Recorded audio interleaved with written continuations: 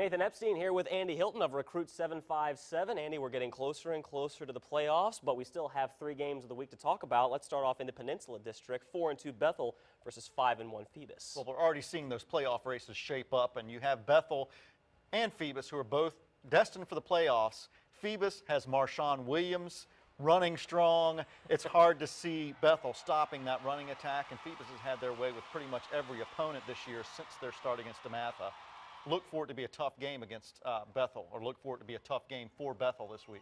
Marshawn Williams, was it 8 touchdowns in 1 game? Yeah, that was a few weeks ago against Warwick. Oh boy, not sure how you can stop that. Now we go to the Eastern District. Lake Taylor, they have only 2 losses on their schedule this year, but they are to 2 state champions, one Oscar Smith in 2011, and then to LC Bird up in Richmond. They're facing Churchland this week. It's going to be an interesting game. Churchland really has they've had some struggles this year, but they've won every game, surprisingly. It's a hot start for them.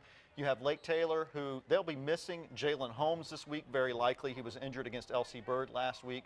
Nairi Quinterly is questionable with a finger injury, and Marquise Poole was knocked out of the game against LC Bird. So they're still struggling to get a consistent starting lineup. However, they have that big game experience that Churchland just doesn't have.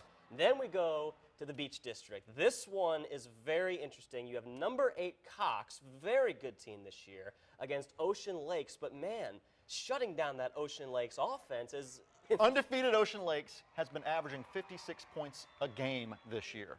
Churchy Harold hasn't even played a full game yet, to my knowledge, because he hasn't had to. They've been winning by that kind of margin. Right. So you end up with a Cox team that their only loss was to Salem by 22-21. That's a 1-point loss. They're going to have a hard time stifling that Ocean Lakes offense, and that's going to be the key for this game. Another week and 3 more games of the week. Andy Hilton of Recruit 757 is in. Of course, you can catch the highlights 11:15 on Wavy on Friday Night Flights. Andy, thank you as always. Thank you.